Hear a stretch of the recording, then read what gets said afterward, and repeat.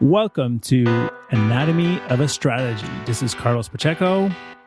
Oh, wait, it's only Carlos this week doing the intro. Tara's had to step out and we needed to record this intro. So this week we're welcoming Katelyn Bourgoin. Katelyn is a self-confessed growth geek. She founded multiple companies, one of which, Vendev, was called the next LinkedIn by Inc. She also offers her strategic, customer-focused advice to large companies such as Target and Holiday Inn to find their best fit customers. Even the likes of Forbes has recognized her in their influencing styles list. She's currently running her latest venture, Customer Camp, where her workshops help businesses get focused and scale faster by getting into their customers' heads. She's also a board member for the Volta Cohort program, which helps startups secure venture capital sooner. Let's get to it.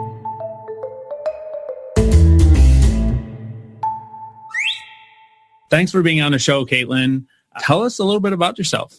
Sure. So I guess I'm a marketer and entrepreneur. I have run 3 companies. This is kind of my 4th that I'm working on now. And everything that I learned in the first 3 journeys all kind of rolled into what I'm doing today. So I don't know how much detail you want me to go into about like what I did in the past, but what I can say is this is the evolution of a lot of mistakes. Well, it sounds like an entrepreneur's journey. Yeah, exactly. So obviously you founded multiple businesses within 10 years. What have you learned with each venture, specifically the pitfalls of building a product with no real market demand? So I'll give kind of like the Coles Notes version of my business. You can kind of see where I got to with my tech companies. That's the one that most people know me for, and it's also the one where I had the hardest lessons. So I started as a freelance marketer, eventually grew my business into a small agency. We were about 8 people at our largest. And in the interim, I also launched a restaurant consulting company, and we did the marketing for restaurants. And I brought in some other great experts to do work with the restaurants as well. So like interior designers and sommeliers and chefs. And so that company started as a side project and got acquired within a year. So that was like a short-lived business, but it was a successful business in the fact that it got through to acquisition quickly. Yeah. And so I was running my agency and doing the work and enjoying the work, but I wanted to market for ourselves in the way that we were doing it for the companies that had products. I wanted to be able to create a product and create the demand for it and go through that whole journey of building something that really is scalable and all that ooey gooey good stuff that you think about as a service business. And was really naive about what that meant.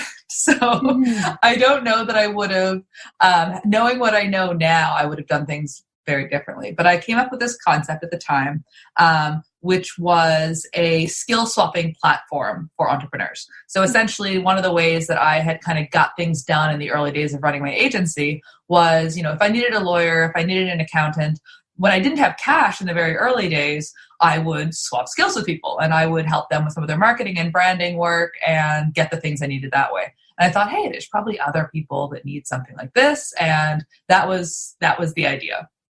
And I was lucky enough to participate in a tech kind of accelerator program where I learned about the whole idea of you start lean, you build an MVP, you run experiments, you do a lot of customer discovery, you go and talk to people about the problem, all of that kind of stuff. And so I did 300 interviews with prospective users, which was a lot. How long did that take?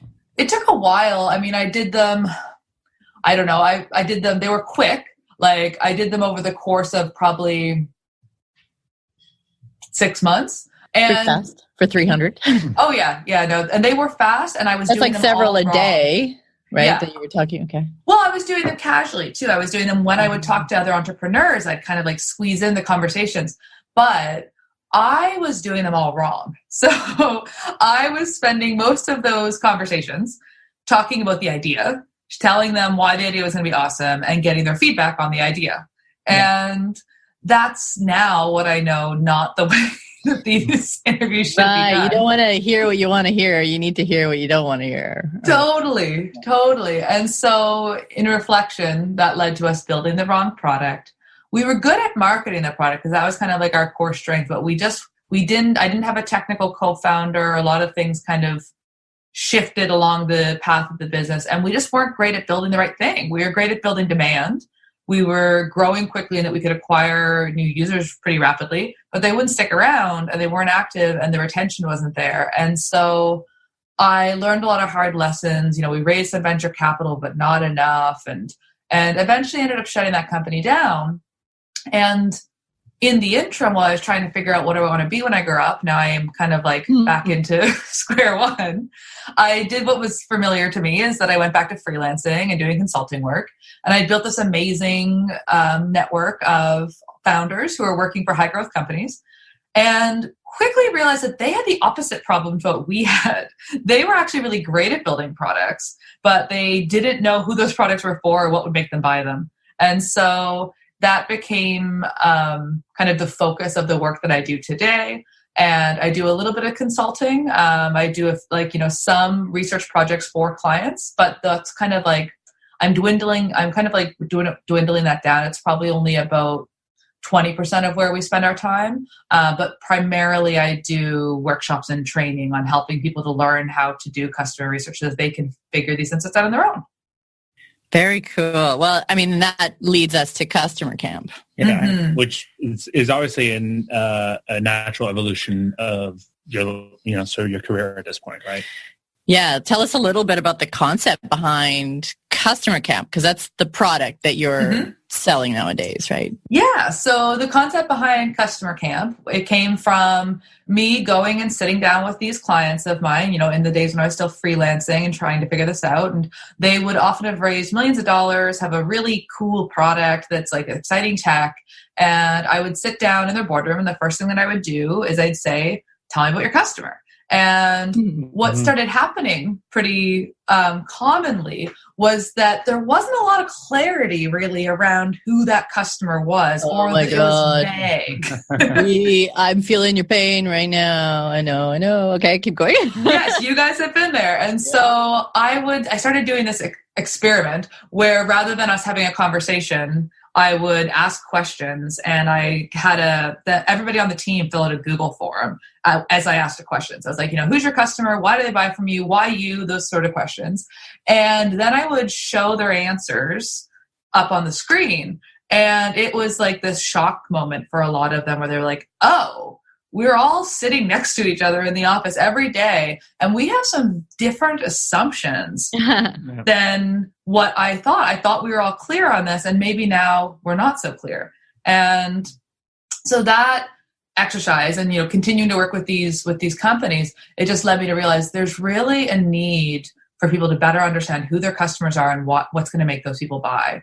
And yes, from a product design perspective, that's incredibly important, but it's exceptionally important from a marketing perspective, because if you can't get those early customers, and then you don't know how to improve your product, you don't know what's working and what's not. And so that was what led to the evolution of Customer Camp. So Customer Camp, within the Atlantic Canadian region, there's what's kind of like the innovation ecosystem. So there's like tech accelerators and venture capitalists and different organizations that work with entrepreneurs to try to help them to grow their business. And the way that I deliver Customer Camp is typically through partnerships with those organizations. So they have their own members. They have companies that they're working closely with, either that they funded or that are part of their community in some way. And I'll come on site to their location and deliver that workshop for their companies. Cool. Very cool. Yeah. And so do you start out by shocking them with that same exercise when people sign up? Here, take a sheet of paper. You guys can't compare answers, and everybody go around the room. And I do things a little bit different, because what I've learned is I'm always learning and experimenting and improving my processes as I go along. And what I do at Customer Camp today looks a lot different than version 1. But the thing that I've learned is a lot of people, to keep them motivated and get them to where they actually will pick up the phone and do a customer call, which is ultimately what I want to get them to. I need to give them a quick win first. So Customer Camp is typically designed as a multi-day workshop. And the first full day, what we do is I actually take their value propositions off of their website. And I put those up on the screen, and they all rate each other's at the beginning of the day from 1 to 10. And like, how clear is this? Like, how interested would you be in a product like this? And then we go through the exercise of talking about why people buy, getting into kind of like consumer psychology, talking a bit about jobs to be done in that innovation framework, which we can chat more about if you think your listeners are that's new to them. We kind of hammer jobs to be done on a frequent basis. I'm contemplating creating a jobs to be done podcast at this point. Just because we talk about it so much. But yeah, we can definitely talk a little bit about more. So yeah, keep going. Yeah, and so like I introduced them to that concept, which for many of them completely blows their mind, and they hadn't thought about things like that before, and it gives them kind of like new ways of thinking about who their competitors are and really if they're creating the value that they think they're creating and all that good stuff. So that's kind of like our morning, and they really kind of dial in on who their customers are. What do I think their jobs are? What pains do they have? Like, what alternate solutions are they thinking about that aren't me? And then in the afternoon, we do an exercise where we take all of that to kind of like rework their value proposition based on these assumptions about the customer. And then then the group again puts up their new value proposition. Everybody rates their new one, and they get this big measurable improvement, and they are all really excited. And I'm like, okay, this is great. And like, you guys are walking out of here with something new and something done, and it can go right up on your website. You can like, start explaining it when you describe what you do with your company. I'm like, but the people in this room probably aren't your ideal customers. And right. So what their opinions, while valid, aren't the insight that you need to know if this is actually working or not. And in the next workshop, I'm going to tell you how to get that. And so what that does is it leaves them with a high, it leaves them with an output that they feel good about, but it also indicates to them that this is good, but this is based on assumptions, and assumptions are dangerous. I like to say that assumptions are like fast food. You can have some of them and you're probably going to be okay. But if you keep consuming them and it's all you do, chances are they're going to make you fat and make you slow and eventually die. So that's awesome. Okay, well, we just grabbed the quotable. Yeah. That's awesome. And this also makes me, when you said that, it made me think of we watched one of your fireside chats from a startup conference in Halifax. And that was one of the things that I thought was pretty remarkable when you said, I always tell people like, this is the advice I give, but don't take this as the final answer because I'm not your target market. You need to take the suggestion and test it with your audience. And you said you wish more consultants did the same thing. Yeah. I think we do potential customers, founders, people who want to hire marketers. I think we sometimes do them this disservice because people give very tactical and very finite advice at times. And you see this particularly, outside of the marketing world, like on the VC side of things, when you're talking to investors and they're telling you, they'll be very firm about this is what you should do. Yeah. And so often they would never use your product and they're not the customer segment. And so their opinion, while interesting, is not that important from ultimately what you should do to sell your product.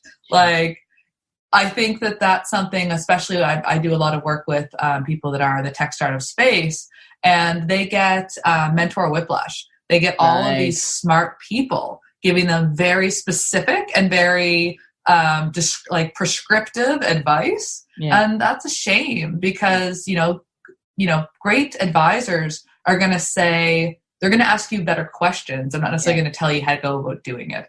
Yeah, I think in this, it's not only there, but they'll get an article forwarded to them by somebody. It doesn't even have to be somebody that is knowledgeable about the space, or they'll talk to their cousin's 18-year-old son or something who will be like, well, what are you doing with this? You should be on TikTok. You should be on TikTok.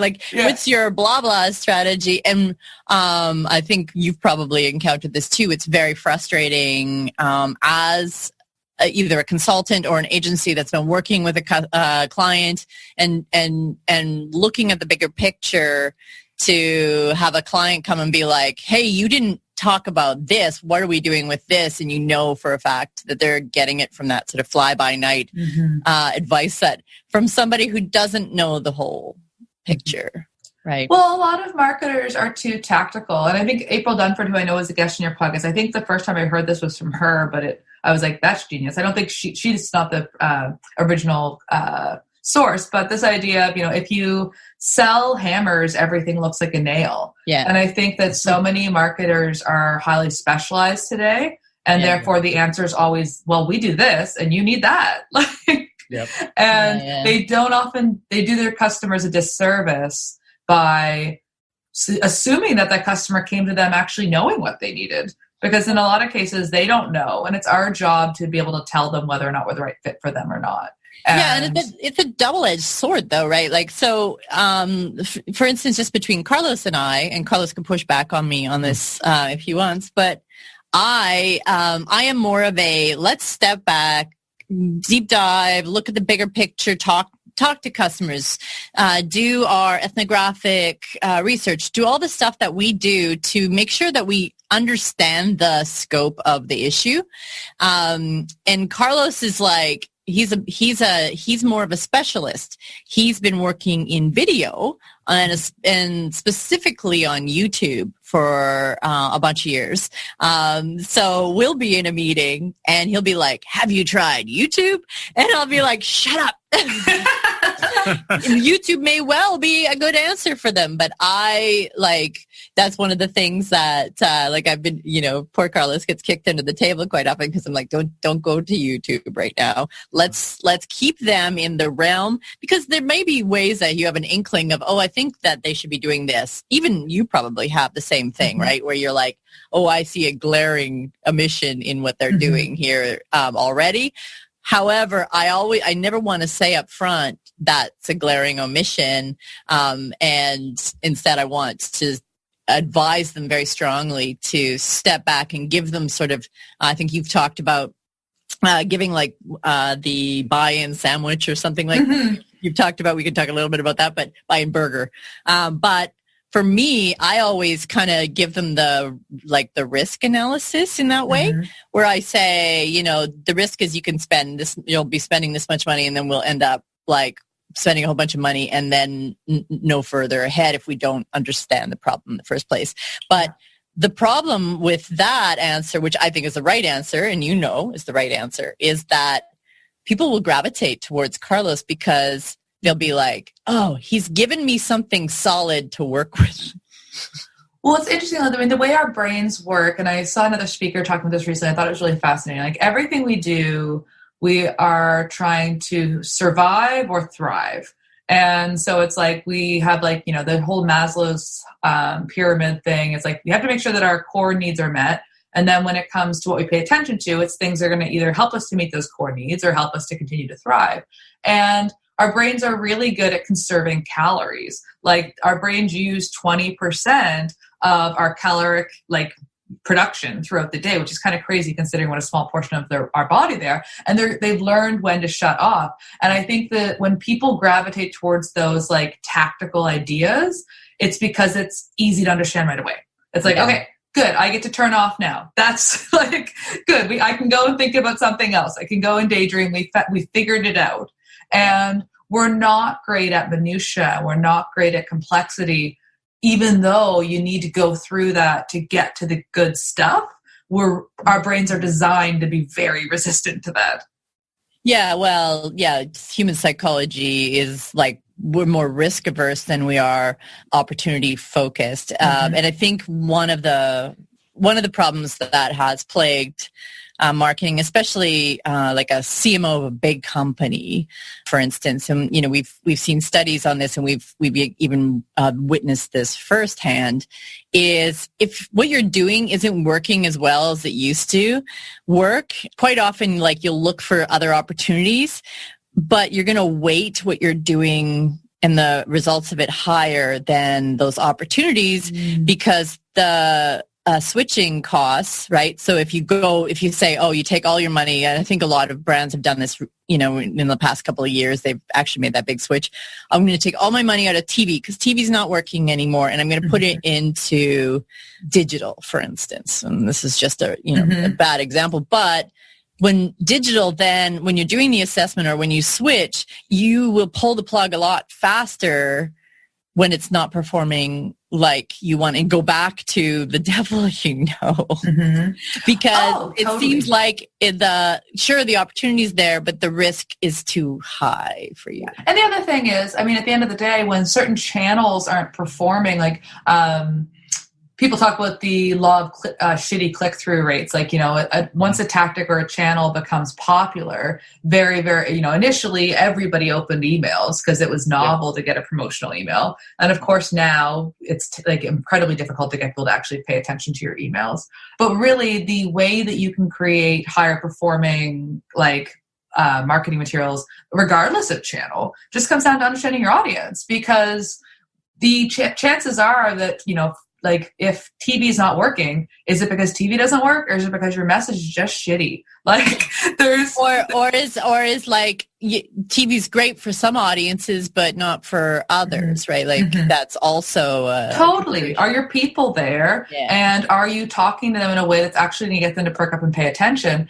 And advertising in general, that whole idea of pushing your message in front of people, like we're exceptionally good at avoiding being marketed to. So maybe TV still works if you think of maybe the channel and the people are there, but the way you're going about it, that 15 or 20-second spot, like that doesn't actually communicate to them the real value of your product. Maybe it's creative as hell and it's kind of clever, but it doesn't actually get them to think I need to buy that thing. Like that's more often the problem. Yeah, absolutely. Well, I mean, it's, and this is why it's complicated, and research is very important. We can talk about a specific example of this. Like one of my favorite examples when it comes to jobs to be done is the company that owns Snickers. Had been around forever, and they had consistently been losing market share. And they had done all of the typical things that you do as a big brand. They had these really detailed personas that had been based on lots of market research, and they held focus groups, and they tried to understand how to get people to buy more Snickers bars.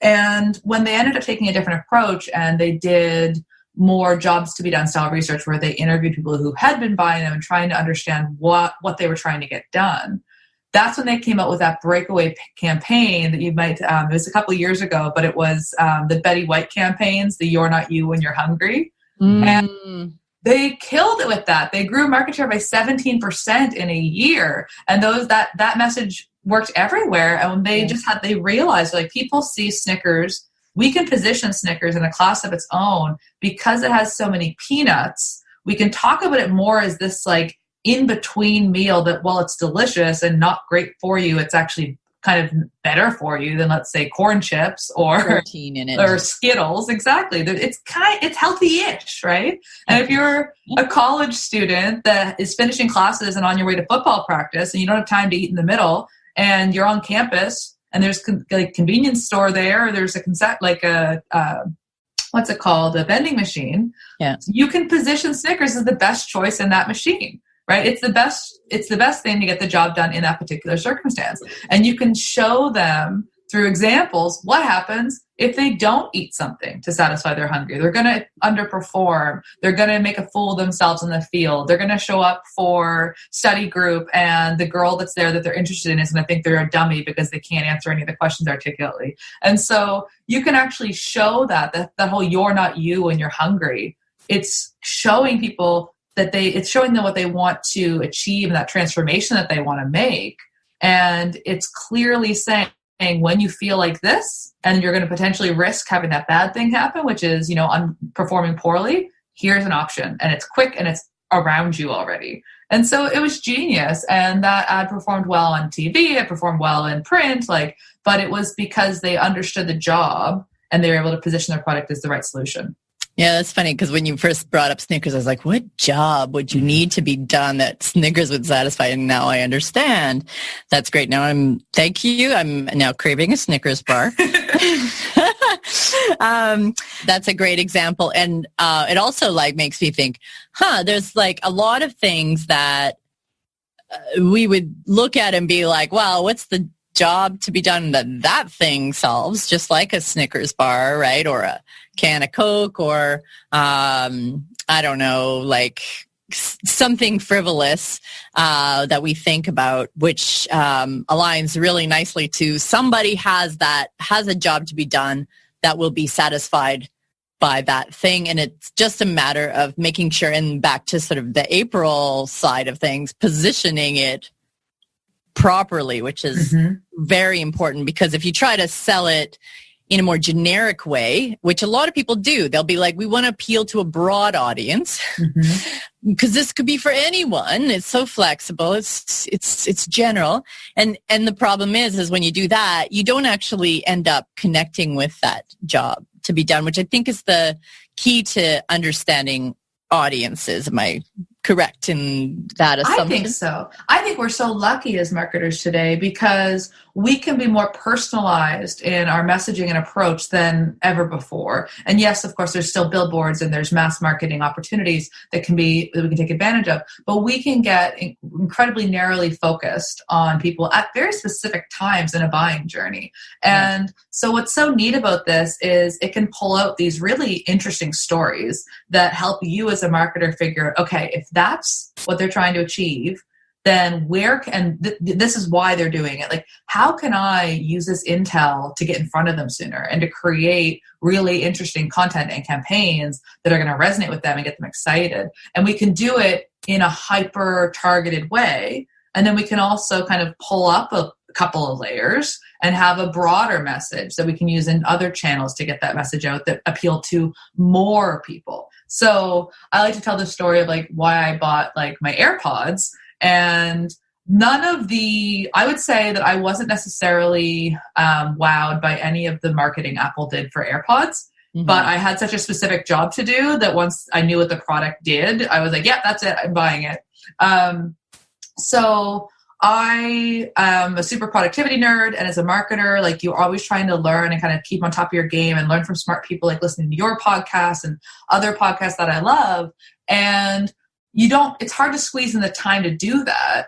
And so what I would do was, if I'm cooking a meal, I've got a podcast on in the background. If I'm cleaning the house, I've got a podcast on in the background.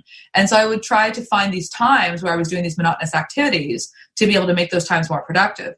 And that worked fine when I'm cooking in the kitchen and I can have my smart speaker on. But if I'm trying to clean the house and I'm going from upstairs to downstairs and I'm trying to vacuum the stairs, like, it's hard. So I would try to come up with my own solution. I would put a pair of headphones in, wired headphones, and put my phone in my pocket, and I would listen to the podcast that way. But then my phone would slip out of my pocket or it would get tangled up with like my vacuum, and it almost broke one time. And so I was having all of this like friction trying to do this job, which in my mind was to being able to make this monotonous activity more productive and leverage that time. And so when I saw the AirPods, I'm like, perfect. I can now move around the house freely while I'm cleaning. I can have the vacuum cleaner on. I'm still going to be able to hear the podcast, not have cords in my way. I can even blow dry my hair and listen to podcasts. So like I knew exactly how I was going to use that product, but I didn't find that Apple did a very good job of communicating that to me. Like when you really tell that story. Instead, they just made a whole bunch of people mad because they took away the place where you could plug in your the headphone jack, and then they tried to sell you these really expensive earphones. And they did a job on it. And they did it. Well, the thing is, they actually, there's another side of things. I think they created a demand too, right? Where because they knew that they were taking away the headphone jacks earlier than any of the other companies, they were first to market, and people were wanting this new iPhone. I think that was the X that they did that on. Actually, I think it was a generation before. Anyway, either way, you're kind of stuck having to buy them.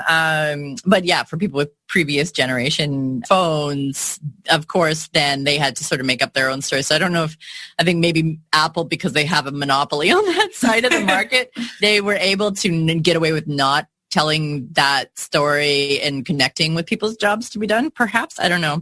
But I think they've been so good at it in the past, and it's interesting to me because I was analyzing their marketing material for it today, and I watched a couple of their promo videos, and I was like, are they doing this well? Because they did it so well with the iPad. Like when Steve Jobs introduced the iPad, he did it in a way where you could clearly see what jobs you were going to use this product for and why it was different than a phone or a laptop and how it could be used differently and why you needed it. But yeah, I was surprised. But the reality is that I so clearly understood the benefit of this wireless experience and how I would use that to be productive and get what I wanted to get done in my life, that I bought the product regardless. And I think that they could imagine how they could target people like me and people that have a similar job with me, like that are working out, that want to be able to move around the gym easily. Like there's so many instances in people's lives where you can pull that insight and it indicates to you where the channels are, what the message is, what the people are going to resonate with. It's such powerful inspiration.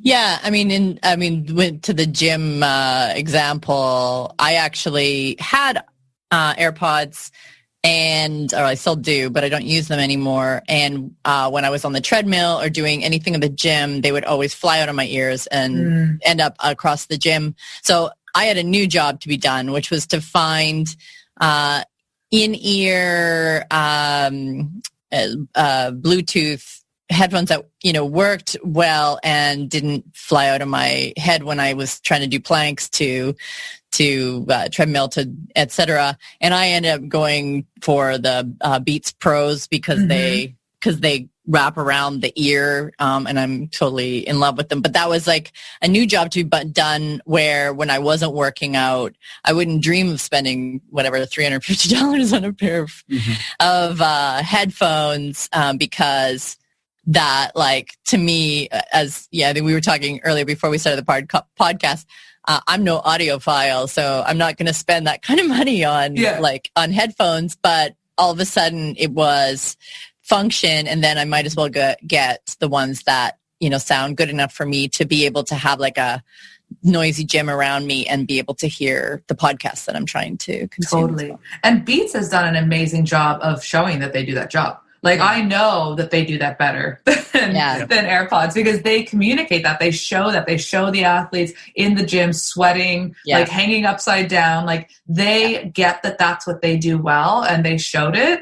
And that's another great example. Sweating on the device, too, where you're worried, like, if I get it wet, all the stuff that you could be thinking of. Anyway. My sort of insight in terms of that is that I often find Apple's one of them, but also in the technology space, is that they'll come out in the market with their perception of what we want, what they think we're going to need it for, and then very quickly, within a year or two, they'll use their market knowledge and their customer knowledge to shift the messaging. And I'll bring the example. For me, the perfect example here is the Apple Watch, where at first they were all about like, see how many things it can do and all that sort of stuff. And it can be your phone and you can talk and you can alerts and all that sort of stuff. And then within a year or two, they shifted to go full health because they saw pretty quickly that people use it mostly to sort of track their steps and go to the gym and see their activity and also like the heartbeat sensor and all that sort of stuff. And even though like there's still the communication factor and the alerts factor, people actually wanted less of that. And the communication around the Apple Watch sort of shifted that way. That's a great point. Yeah. Yeah. And that sort of brings me to like a question that I had written down to ask you about, because Apple has the financial ability to launch a really big product into the public and then do the market research and then, shift their positioning. But most people do not have that freedom to do that or the capital to do that. So I guess they could come to customer camp ahead of their launch or their creation of whatever the product is. But it's hard. You do it in like 1 to 2 days, right? I think you have a 3-day version, but that's a lot of data to collect, a lot of insights into customers to collect in just a very short amount of time. So what can you do in that short amount of time to get those answers? And so Customer Camp, I have the 3-day version, but there's gaps between each workshop. So the first one happens and there's a 2-week break, and then the second one happens, and then I give them a month before the third one. And in the third one, the expectation is that they've gone out and they've actually done customer research. They've had these conversations that are so powerful. And now we're going to use that to actually come up with what their strategy looks like. And that's going to be kind of their takeaway from all of this. But it takes time. I would say that it doesn't take more hours than other forms of market research to actually talk to people. Like the hour for hour amount is probably pretty similar, but it's the legs and times because you're working around people's schedules. So not all of your customers are going to be going to have the time to hop on a call with you at your convenience. They're going to do it at their convenience. And if you want to get a decent number of conversations, let's say 5 or 6 conversations in to start to identify some of those patterns, to really feel like you understand the customer journey, that can take anywhere between a week, 2 weeks, 3 weeks, depending on how engaged your customer base is. So it does take some time, but there's just insights that you'll gather in this way that no other form of research is going to provide. It's not going to provide it at the same level. And the reason is because we're instinctively, as people, actually pretty terrible at understanding why we buy things. I'd say the 3 of us probably spend a lot of time analyzing our buying decisions because we're thinking about that for our own customers and our own clients all the time. But most people don't. I justify a lot of buying decisions that I probably shouldn't, because I should know better. Well, then if Carlos were to actually probably interview you after the fact and dig in and do one of these styles of interviews, what you'd probably end up seeing is very different than what you thought. Yeah, like ask the partner or the spouse why they really bought that. Mm-hmm.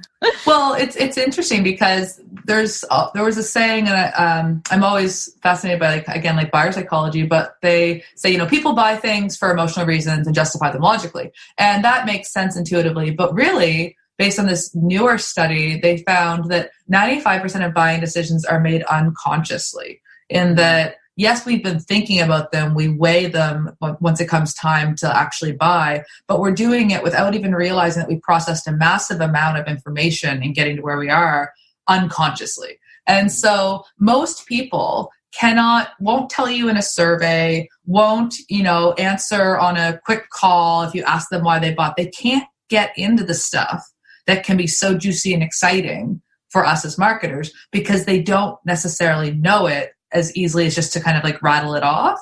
And so that's why you kind of need to take them through this longer conversation where you get them in the habit of remembering things and like, okay, and then what happened? And do you remember what you tried next and why that didn't work? And they'll start to put together this buying journey timeline in a way that they themselves oftentimes were not conscious of. It's fascinating to watch because people end up walking out of these customer interviews knowing more about themselves and what makes them tick than when they came in. And they don't expect that. Yeah, that's interesting. And that was it's also one of the questions that I want to ask you because, a lot of companies will say, oh yeah, we talk to our customers. We survey them all the time, right? And they'll send you these surveys. I can give you 2 examples. One where we actually, they'd been working with one of the big Canadian research firms where they had all this data from these surveys that they did of potential customers and customers in Canada. And there were questions in there that were interesting, but I'd look at the answers and I'd say, oh man, I wish that they would have continued to push on those questions, first of all, because now I have new questions and you can't really go back and ask them without a great deal of expense. So that's, the first example. And the second example, we actually worked with a startup last year. We were like, okay, we need to do these customer interviews. And they insisted that them and one of their sales representatives go on the call with us because they had their own questions and they thought if we just combined them, it would be a better use of their customers' time. And it completely just I just stopped even showing up for those interviews. I was like, you know what? You just keep doing the questions because this isn't useful for my purposes anymore. It's completely skewed the conversation.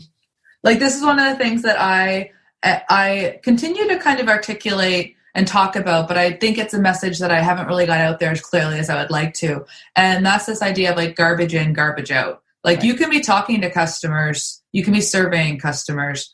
If you're not asking the right questions and you don't know what you're actually looking for, that can end up just feeling like a whole bunch of noise. It can end up feeling like completely aimless wandering. And the thing that for me with when I discovered Jobs to Be Done that resonated with me so much was this idea of you don't talk to people who might be a prospective customer, who might fall into this kind of like idea of who your ideal persona is. You talk to people who have bought your product, like if you have a product to market, or people who have bought a direct competitor's product and who've done it recently. And then you're not just asking them for their opinion, because opinions are so dangerous. Like I did one of my clients is a news company, and they own a bunch of the media properties across Atlantic Canada. And they had recently launched a digital news subscription, and they wanted to understand what, jobs are people hiring a digital news subscription for. And so I went out and did a bunch of interviews with their own customers who had recently bought, but then also with people who held a subscription from one of their competitors. And I had a screening process to make sure that the people who were coming in front and had a competitor product will fit the criteria, which was, do you have a digital news subscription? Did you buy it in the last 3 months? Like, I want to know that it's going to be somewhat top of mind for them. And I got this one guy on the call, and he went on and on and on for about 5-10 minutes about his opinion on the news industry. The fact that you can't trust the news media, and that you have to do all of your own research, and you have to be scanning multiple sources. And it's your job as a educated consumer to be doing this all of the time. And it was like, okay, great. This is his opinion. I could walk away from that conversation, and I could draw a lot of insight from that. But instead, what I do is I ask him, okay, so tell me about the most recent time where you did that, where you went really deep on a story and made sure you were getting it from all of the right angles. And he paused and he thought, and he goes, well, yeah, it's hard. Well, maybe the 2016 election. So I'm like, okay, here's this person who has just spouted off a very clear opinion about what you should do as a person in the world today when it comes to consuming news, that he himself hasn't done since the most, one of the biggest and most salacious news stories in recent history. Right. So if you take that opinion and you put a lot of weight into it, it's easy to let that sway what you think your market wants. And to think, okay, well, we need to give people multiple sources, and we need to make it easy for them to do all that really deep diving. But then you look at some of the products that have become really popular in the news industry in the last few years. It's products like Skim or Morning Brew, where they take just these tiny nuggets and allow you to scan them and kind of get the headlines and just feel like you have just enough information. That's what people actually want. They want to be informed without having to go down massive rabbit holes all the time. They want to be able to show up at a party and have a conversation intelligently, and know that they can get more if they want it, but most of the time they don't want more. Yeah, well, we actually do a lot of research on this side of things in a specific vertical, which is more around tech news. I mean, what we find is their news media, like the new news media, like Quartz, does a really good job of giving you those snippets and then meat behind the snippets. So where people would be like, I just want the snippets. Oh, but I'm really interested in this story, so I want to do a deep dive. And those deep dives have to be there as well, or you'll lose people as well. So it's really, it's very interesting. And it also, what you're just talking about reminds me of the great saying, I think it was Henry Ford that said, if he had asked his customers what they wanted, they would have asked for faster horses. Yeah. It's quite often, and this is one of the problems with interviewing your customers or interviewing people or focus groups, all those things, is that you really have to not just ask them questions and take their answers at face value. You almost have to, there's an art and a science. And I'd love it if just, if you could go a little bit into the art and the science of interviewing your customers and that whole. Sure. So what I'll say about it is it's a skill. It's the first time you make a sales call, you're going to suck at it. You're going to be awkward and a little bit uncomfortable, and you're probably not going to say things in the way you want to say them. And doing these types of interviews, it's something that you need to learn. And some people will be innately pretty good at it, whereas others might need to work at it. The art piece is that you want to be able to, one of the big things is you want to be able to be paying attention to what they're saying and to know what journey you're trying to pull out of them. So knowing that you're trying to get them to kind of like walk you through, like from the very first time that they may have started thinking that they needed a product or solution to the problem like yours, through to them actually making that buying decision. You're trying to fill in the dots along the way. And when you know kind of like what that journey typically can look like and what some of the key bits are that are interesting and important to you as a marketer along the way, then you know when you hear them. And you also know when you need to dig in a little bit deeper and get them to give you more insight. And so the way that I'll typically start an interview is I'll ask them a bunch of icebreaker questions that are kind of like easy for them to remember and easy for them to answer. And it helps me to build rapport with them, get them comfortable with the interviewing process, and get them used to remembering things. Because if you start with a hard question that they don't remember the answer to, then that kind of sets up the expectation for the rest of it, which is like, oh, this is going to be really hard. Like, I didn't know that they were going to ask me these kinds of questions. And most people come into these interviews and they don't know what to expect. What they kind of expect is that you're going to want to talk to them about whether they like your product or not. And so they come prepared with all of this feedback in their head about your product. And so what I like to do is I like to say from the very beginning, like, this is really not about the product. Like, we're going to talk about that a little bit at the end, but really what I'm curious more about is your buying journey. So if you have any specific feedback for me about the product, like, I can't wait to hear that, but let's hold that to the end. And then suddenly they shift out of, I'm here to help you make your product better, into, okay, like, so what is this going to be like? So I'll start with this icebreaker questions, and I'll kind of like ask them a specific series of questions to start pulling out more of the key bits of information along the buying journey. And I have for my students, I have a list of like 10 starter questions that if you're just getting comfortable with these interviews, never done one before, these are 10 you can ask that are going to get you the key bits. But below that, once you become a skilled interviewer, you don't need to go from those anymore. You'll kind of know where to start, and you'll know how to kind of guide the conversation in the direction to get you the information you want. And then my favorite things that I share with people are what I call like my deep dive questions, which are the ones that get people to go below that surface level answer and kind of do more of that reflection of like, well, why did I exactly do that? And a couple of those are like, interesting. Can you tell me more about that? Like, you'll be surprised how often just asking that question reveals, it's like turning over a rock and suddenly there's like so much more underneath that you didn't know was there. So that one's one of my deep dive questions. And then like, what led to that decision? Try to walk me through your thought process. Yeah. Then you get a bunch of really neat stuff.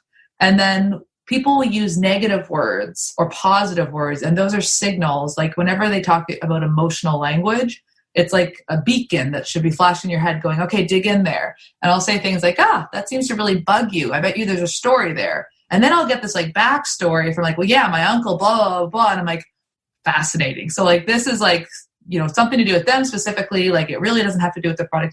It'll reveal some really interesting things. So that's kind of like the high level parts, but essentially it's recreating that buying journey, because it's an understanding the buying journey that we as marketers can get so much insight as to how to get people to come down that journey and to do it faster and in a way that is really is good for them too. It's leading them towards the success that they want.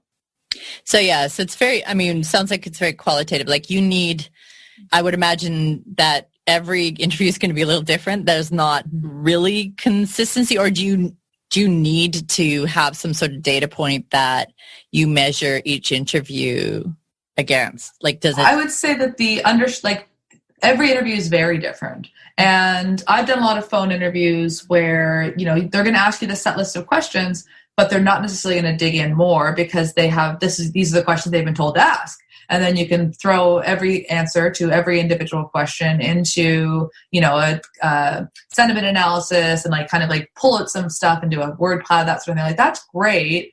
But again, like, because we don't necessarily really understand why we buy things, those high level questions are better than not asking anything at all, most definitely. But sometimes they don't go to really where the deep gold is buried. And so I like to spend more time on the analysis side, which it does take more time to analyze a bunch of interviews that are all very different, where I can't go in and go, okay, I asked that question.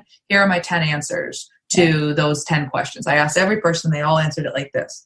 Like, I can't do that as readily, but I can go in and kind of like synthesize that data and look for the key things that matter to me, and then assess all of those and spot patterns in those. Yeah, like patterns and like common threads that keep coming up are, probably come out even when you don't have consistent questions. Mm-hmm. So the last question on the interviewing, because it's, this is, I think, going to be really important to our audience, is understanding, okay, I'm going to take a deep breath. And I'm going to face my fear, and I'm going to talk to my customers, which you address very well in a blog post that we'll definitely link below about like what's holding people back from doing this kind of research. When people are thinking about this, is there a minimum number of interviews that should be done in order to, basically come to a conclusion? There isn't I would say that you are going to get a lot of really good insight. If you do 4 to 5 interviews with people who recently bought, who fall into kind of like one, like not demographic, but like one like set of buyers who bought for what you think are similar reasons, you're going to spot some really great patterns across those. You might find like you've got enough. Like it depends on what you're trying to do, right? Like it depends on your job to be done. If your job to be done is I want to inspire a new Facebook ads campaign, and I want to know what the creative should be, and I want to make sure that I'm targeting the right people at the right time, and I can use kind of like some of those buying triggers to figure that out, then 4 to 5 interviews would probably be enough to inspire something really awesome. And oftentimes what you'll find is you'll get some clarity around certain questions, but you might also just figure out where you need to dig more. So we do this internally, and we're doing a lot of our own research right now into a new audience segment, because I'm launching an online program called the Trigger Technique Masterclass, which is specifically targeting marketers and teaching marketers how to do this. And so we talked to a bunch of marketers that cross different styles of companies, ones who are working in branding agencies, and ones who are agency owners, and ones who work in web design agencies. And what we found was that they were all fairly dissatisfied with their ability to deeply understand their clients' customers today, but they didn't think that there was necessarily an ideal solution. Like they'd come up with something that was working okay, and that's what they're using. But what was fascinating was the ones that were working in the branding agencies, like they didn't have nearly as much motivation to find a great solution, because they designed beautiful logos and websites for the brochure style websites, and their clients weren't measuring the performance of the assets in the way that a performance marketer would be. And so for them, they were like, we're doing okay. Like our customers are happy. It's like, I bet they're happy. They have beautiful websites. Yeah. I bet those websites don't convert that well. Yeah, well, their job to be done is just for them to feel good about their designs, I guess. That's honestly it. And that's why I always find friction with designers. Because you're coming in with your analytical numbers, and you're like, this doesn't work, and all that sort of stuff. So, and they're like, but it's ugly. Yes. But it works. Yeah. Awesome, Katelyn. Thank you very much for coming on the podcast with us. We really appreciate you taking the time. So for listeners who want to learn more about you, where should they go? So I'd say the first point of contact where we could hang out would be on Twitter. Like I'm active on Twitter. I talk to lots of people on Twitter. You can ask me questions. I'll answer them. You can find me at Kate Bour, KateBour. And you can also visit my personal website, which is KatelynBourgoin.com. Most of the workshops that I do through Customer Camp right now, they're live. They're in Atlantic Canada. So you can go there, but unless you're in Atlantic Canada or plan to come here for one, chances are those are better places for us to connect. Yeah, well, I mean, everybody should go to Atlantic Canada because it's gorgeous out there. It's so beautiful. Actually, we were out in Halifax a year ago. About this time. First time for me. So yeah, it was a little chilly. Nice. It was crisp but beautiful. Exactly. Absolutely. So I highly recommend even to hop on. There's plenty of porter flights if you are in Toronto that head out that way. Or we're not sponsored by Porter. No.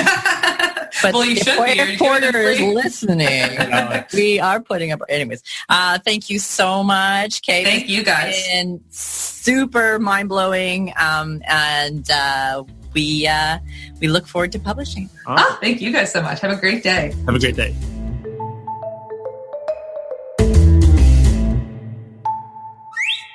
Thank you very much, Katelyn, for joining us. That was, as usual, enlightening, and your energy is amazing. I follow you on a bunch of social platforms and I see how much she posts and engaged with her audience. I'm really, really impressed by the work she does. A little bit of news from our end. Tara doesn't notice that I'm going to say this. So in case you don't know, we've been working on our own product for the past 6 months. It is called Flywheel. Check it out. It's called flywheel.com with a PH, not FLI. It's PHLI wheel.com. It's not out yet, but if you want a sneak peek, if you want to be one of the first ones to know what's coming down the pipeline, this is sort of a little bit of a first sort of like, push to get people to sign up, put their emails in. It's going to be a completely independent product from what we do at Truly. And we're hoping to get a lot of people interested in it. So little promo, self-promo there. Also, finish up, typical stuff. If you're enjoying this podcast, please share it with your colleagues, with anybody who's in marketing, who wants to learn about audience building and strategies. We would really appreciate it. And also, don't forget to give us a 5-star review on Apple Podcasts if that's where you're listening to us. Thank you very much, and see you in the next one.